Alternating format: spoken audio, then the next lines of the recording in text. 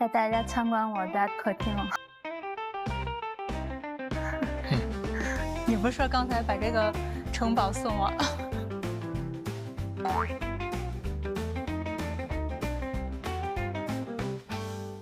现在就出发去叶卡捷琳娜宫。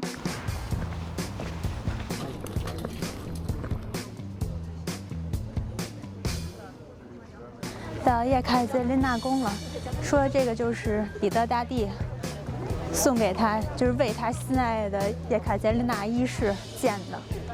咱们之前去叶卡捷琳堡，不就是也是彼得大帝要以叶卡捷琳娜一世命名的吗？所以爱他就给他一座城市命名，或者是给他建一个城堡。我的城堡呢？啊，我城堡呢？马上不带你去了吗？这就是啊。那改名了。请大家记住，下回来这儿的时候不要叫叶宫，这是虎宫。不过逛叶宫的自由度比较低，需要选择具体时段的具体路线，由俄语导游带队参观。经常在大厅一抬头就看见另一小队的人。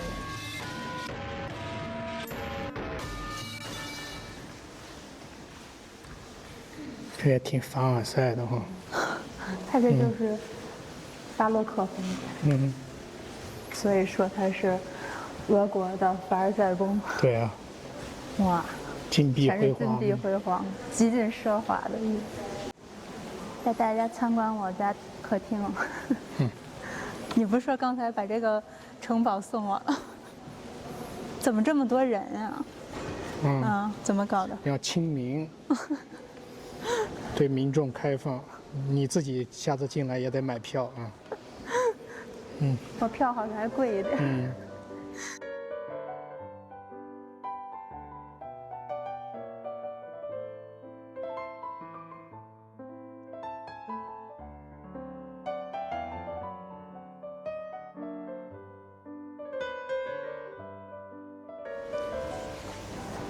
咱家花园是缺水了吗？看一下。今天怎么没人维护草坪啊？今天周日放假。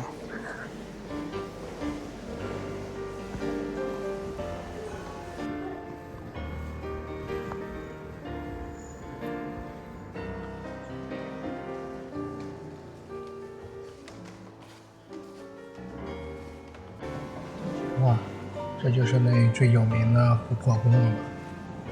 那么多，当时纳粹怎么给搬走的？说是有6吨呢，但是至今就下落不明。那这里头现在都是啥？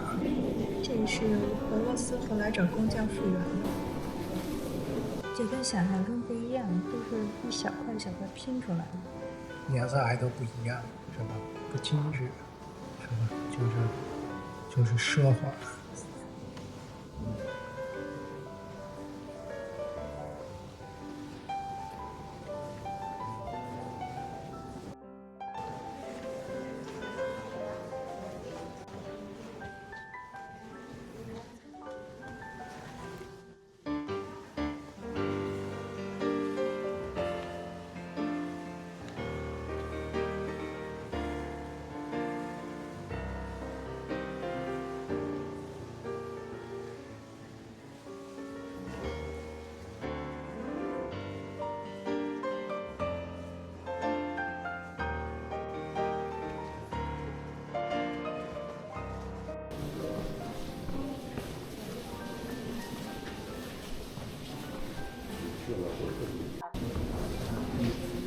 它是被德国纳粹给烧了。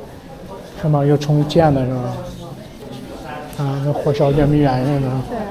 那他这整体就重新花钱翻新了。翻新。那这抢救文物那边，啊，这不翻新了吗？你看这琥珀重新弄。叶宫前呢也有一个比较经典的欧式园林，整体也还不错。它就是种了很多各种各样的花儿，特别好看。然后最可爱的就是它这儿有好多雄蜂，看着毛茸茸的，特别的胖。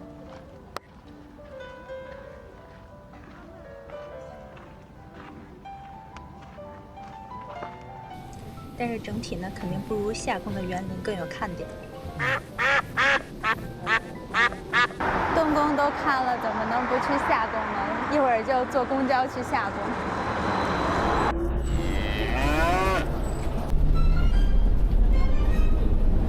到地方了，对，沙皇的行宫，承德避暑山庄，这也是彼得大帝建的，属他建的多。挨着芬兰湾，说他这个建是因为什么？那个，就是打那个瑞典赢了，为了庆祝他建的。得到出海口了，然后站在这块眺望芬兰湾呢，对，望着波罗的海。进来整体感觉就是一个大号的私人庄园的感觉。它这个说是行宫，你看它这个楼还整体还是相对比较朴素的，感觉好像那个时代建的都是这种3层的，然后大长条，对吧？我估计进去就是那种一间一间的。头又是什么洛可可、巴洛克风格的？对，这2天就看这金色看多了，好眼润。对。然后这边上这小树，绣的又特别整齐，走进来瞅一眼。也不知道这是后修的还是当时就这样的。你看他这对强迫症不友好，豁口。他就是以这个宫殿为轴，给分了上下2部分。这边是上花园，宫殿后面就是下花园，然后它这块就还有个中轴线。啊，那个中轴线比较好看。然后下花园就是喷泉很多。下花园是靠海的，下花园就能看到海了，所以它要门票。上花园免费进。免费，因为这没啥东西，但是它冬天免费，冬天就不喷水了。那人家这是夏天的行宫，就应该夏天来嘛，才能感受沙皇当时的感觉。是喷泉挺多的，一个池子接着一个池子，这一个池子，然后那边又是个池子，一进来都好几个池子了。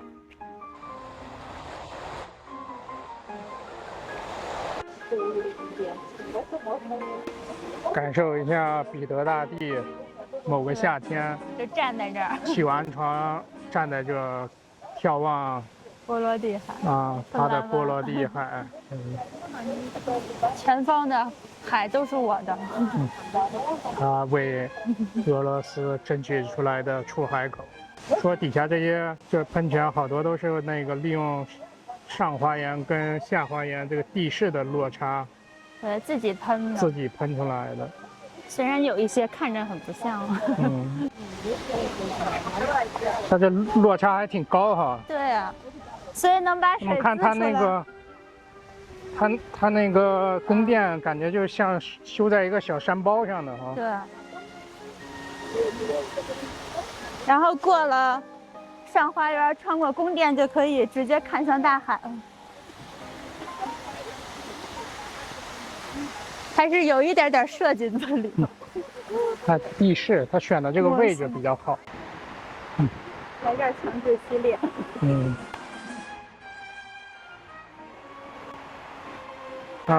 走这个角度看还行哈，这边都是跟玛瑙的似的，是一节一节的。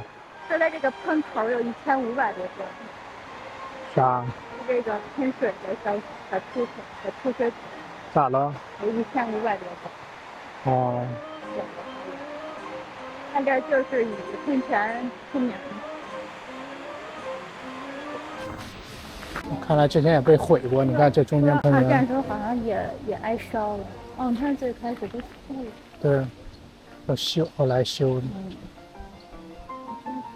是吧？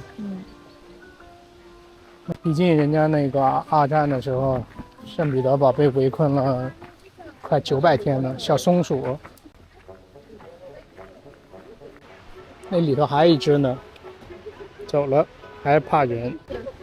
可能是不爱吃。闻了一下。好可爱。好机敏，是吧？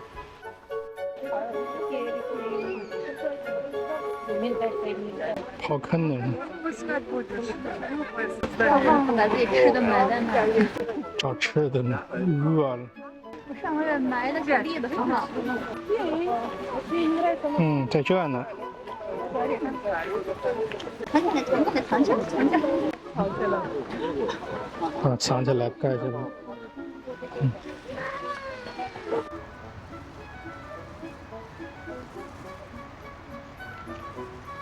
不要。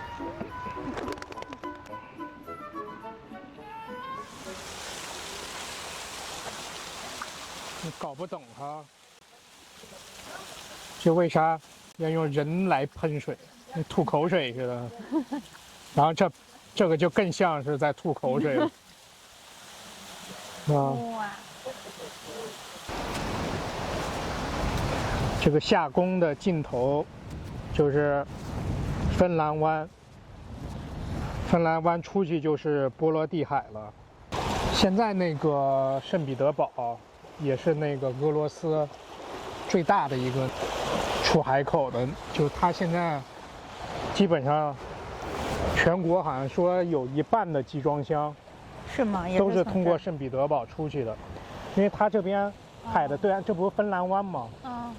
就等于是走这边出去之后就直接到了欧洲了，然后它跟欧洲的一些能源啊什么那些贸易，基本上都是走这个口出去的。当时不圣彼得堡建立初期，就彼得大帝跑到那个什么荷兰，去偷学那个造船技术，他自己偷偷去学，对啊，隐姓埋名，变成小船工，对，就是说，所以，反正走那个俄罗斯历还是走那个彼得大帝自己来看，这个出海口肯定是在他。没错，就是他人生的一个他的一个人生中的一个浓墨重彩的一笔，是他干的很大的、很值得骄傲的一件事情。所以，就他的那个夏宫的那个，他在宫殿里，其实就是直接就能够看见这个出海口。他引以为傲的出海口。对呀，自己一定要没事就来看。没事来看看，等于是走彼得大帝时期。俄国就走一个以内陆为主的一个国家，就慢慢转向成海洋霸权国家了。人家也算是搭上了那个大航海时代的也是吃上了这口饭。对，算的是搭上末班车了。然后所以东宫里才会有那么多全球各地的人家的宝贝。没错。行了。2个多小时把夏宫反正走马观花似的看了一遍。是的。就是一个大号的公园，是吧？大号的喷泉公园。是，然后现在打算那个坐船回东宫，坐船去东宫那一片，然后现在买票，它这有个码头。看一眼，看一眼。它就还挺密的哈。对啊。这间班次挺多的。2400。俩人呢？那就是1200一个，还可以。拿出咱们的流星238号船。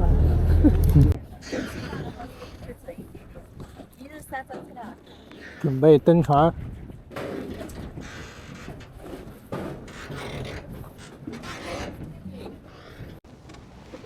上船了，然后去东宫。我在想，他这个会不会以前圣彼得和彼得大帝是不是也走过这个？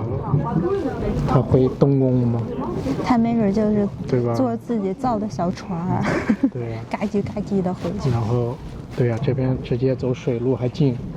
对，走水路过去说半个小时就到了，我们坐车坐了得有1个多钟头。对，然后就重温彼得大帝的路线。在行宫弄完后搬家了。对，在行宫休闲完之后得回去办公。一会儿说还能看到从芬兰湾眺望芬兰，所以四舍五入约等于芬兰也去了。